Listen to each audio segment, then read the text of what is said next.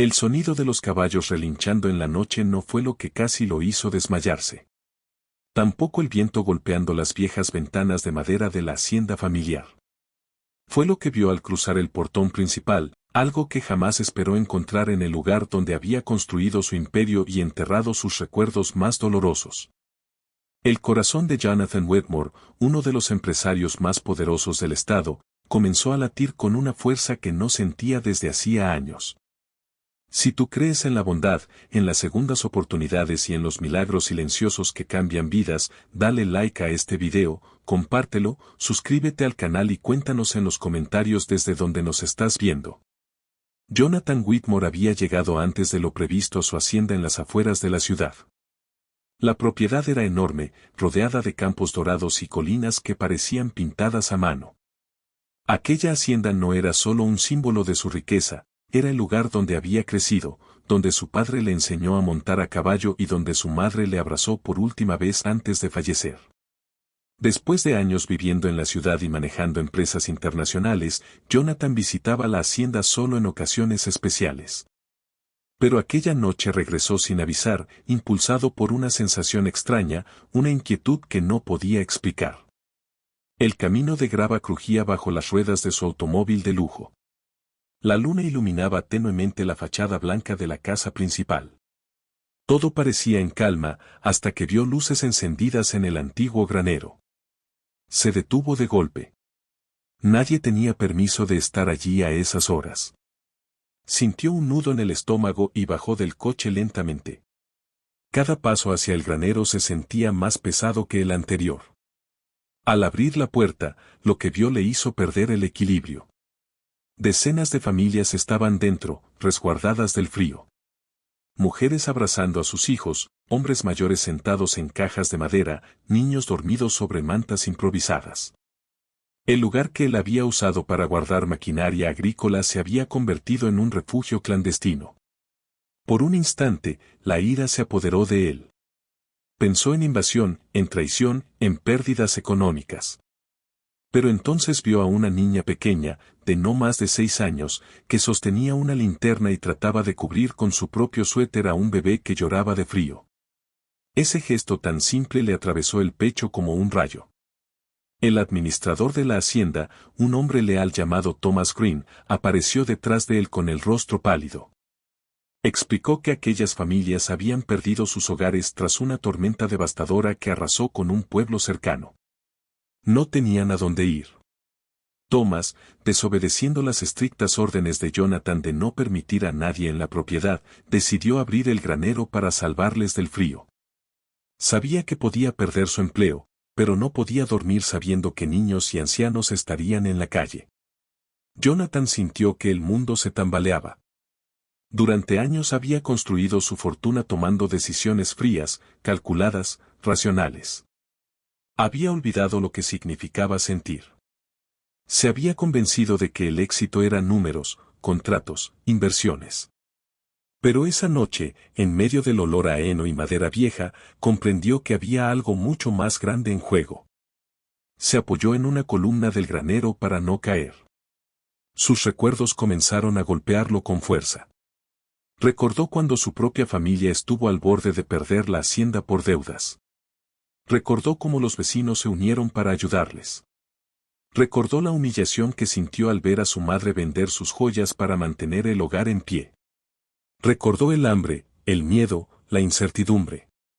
Y de pronto entendió que aquellas familias no eran intrusos. Eran el reflejo de su pasado. Caminó lentamente entre ellos. Algunos lo miraban con temor, conscientes de que estaban en la propiedad de un millonario famoso por su carácter estricto. Una mujer de cabello oscuro, llamada Margaret Ellis, se levantó para disculparse. Su casa había quedado reducida a escombros. Su esposo había resultado herido tratando de rescatar pertenencias. No tenían nada más que la ropa que llevaban puesta. Jonathan sintió que la dureza que había construido alrededor de su corazón comenzaba a agrietarse. La niña de la linterna se acercó y le ofreció una sonrisa tímida. No sabía quién era él, pero no lo miraba con miedo, sino con esperanza. Aquella mirada lo transformó. En lugar de ordenar que se fueran, dio una instrucción que sorprendió incluso a Thomas Green.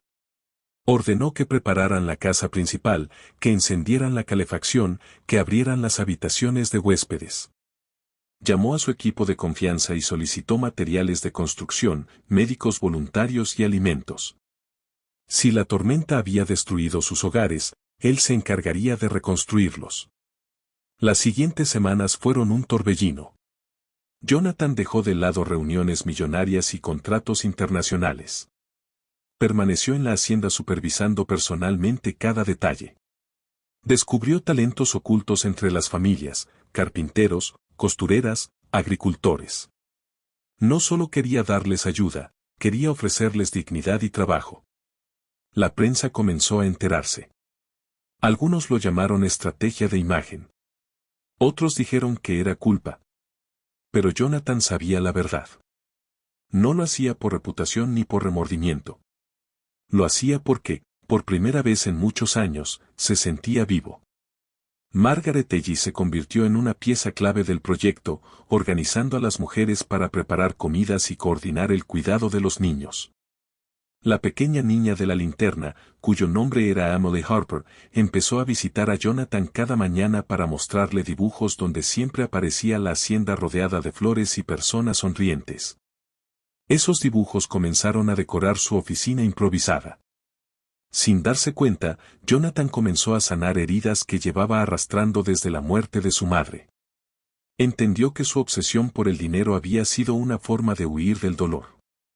Pero ayudar a otros le dio algo que el dinero jamás le había dado: paz.